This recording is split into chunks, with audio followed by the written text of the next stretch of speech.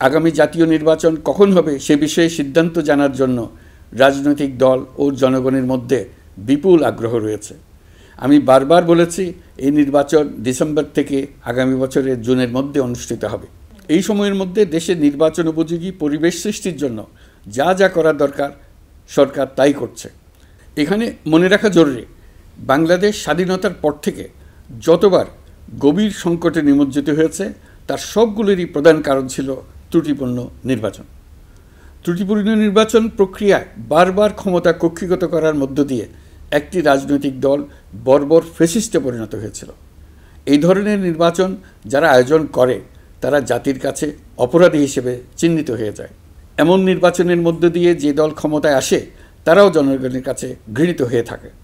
এই সরকারের একটি বড় দায়িত্ব হলো একটি পরিচ্ছন্ন, উৎসবমুখর, শান্তিপূর্ণ, বিপুলভাবে অংশগ্রহণের পরিবেশে একটি নির্বাচন অনুষ্ঠান করা, এমন একটি নির্বাচন আয়োজন করা যাতে করে দেশ ভবিষ্যতে নতুন সংকটে না পড়ে। এই জন্য সবচেয়ে বেশি গুরুত্বপূর্ণ হলো প্রাতিষ্ঠানিক সংস্কার। যেই প্রতিষ্ঠানগুলো নির্বাচনের সঙ্গে সরাসরি জড়িত সেগুলোতে যদি সুশাসন নিশ্চিত করা না যায় তাহলে ছাত্র জনতার সকল আত্মত্যাগ বিফলে যাবে। সংস্কার, বিচার, নির্বাচন এই তিনটি ম্যান্ডেটের ভিত্তিতে আমরা দায়িত্ব গ্রহণ করেছিলাম। সেই বিবেচনায় আগামী রোজার ঈদের মধ্যে সংস্কার ও বিচারের বিষয়ে আমরা একটি গ্রহণযোগ্য জায়গায় পৌঁছতে পারব বলে বিশ্বাস করি। বিশেষ করে মানবতাবিরোধী অপরাধের বিচার, যা কিনা জুলাই গণ অভ্যুত্থানের শহীদদের প্রতি আমাদের সম্মিলিত দায়, সেই বিষয়ে আমরা দৃশ্যমান অগ্রগতি দেখতে পারব।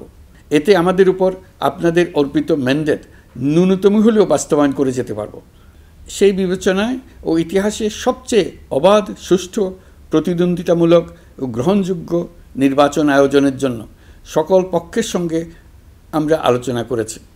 পাশাপাশি বিচার, সংস্কার ও নির্বাচন সংক্রান্ত চলমান সংস্কার কার্যক্রম পর্যালোচনা করে আমি আজ দেশবাসীর কাছে ঘোষণা করছি যে আগামী জাতীয় নির্বাচন 2026 সালের এপ্রিলের প্রথমার্ধের যে কোনো একটি দিনে অনুষ্ঠিত হবে। এই ঘোষণার ভিত্তিতে নির্বাচন কমিশন উপযুক্ত সময়ে আপনাদের কাছে নির্বাচনের বিস্তারিত রোডম্যাপ প্রদান করবে।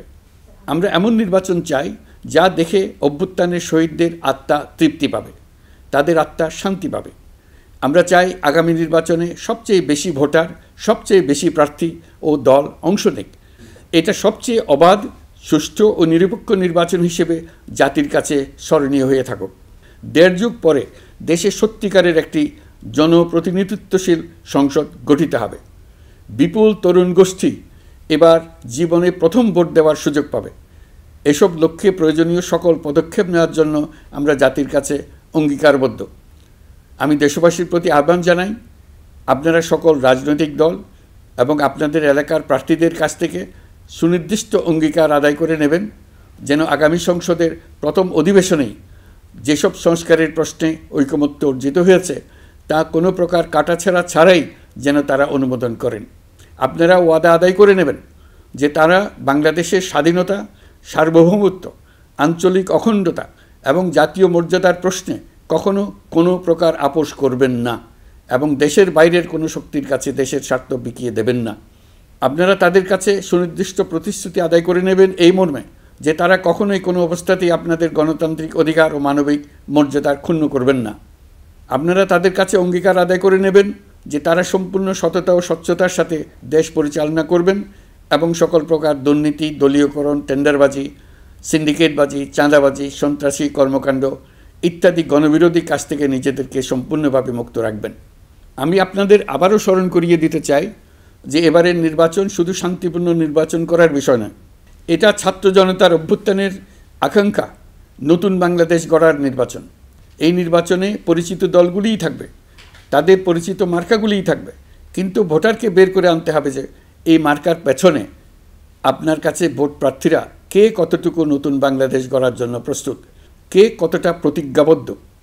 আমরা যারা এই নির্বাচনে ভোটার হব তারা অত্যন্ত সৌভাগ্যবান এবং সৌভাগ্যবতী। আমরা একটা অনন্য ঐতিহাসিক ভূমিকা পালনের সুযোগ ও দায়িত্ব পাচ্ছি। আমরা জাতির নতুন যাত্রাপথ তৈরি করে দেওয়ার দায়িত্ব পাচ্ছি। আমরা নতুন রাজনৈতিক সংস্কৃতি সৃষ্টির মহান সুযোগটা পাচ্ছি। আমাদের সুচিন্তিত ভোটের মাধ্যমেই নতুন বাংলাদেশ নির্মিত হবে। শহীদদের রক্তদান সার্থক হবে। আশা করি বিষয়টা নিয়ে চিন্তাভাবনা করেই সবাই ভোট কেন্দ্রে যাব এবং দৃঢ়প্রত্যয়ে ভোট দেব। এখন থেকে ভাবনা চিন্তা শুরু করুন, আলোচনা শুরু করুন। এখন থেকে আপনাদের ভোটের গুরুত্বটা বুঝে নিন। আপনার এবারের ভোটের গুরুত্ব ঐতিহাসিক মানদণ্ডে দেখা হবে।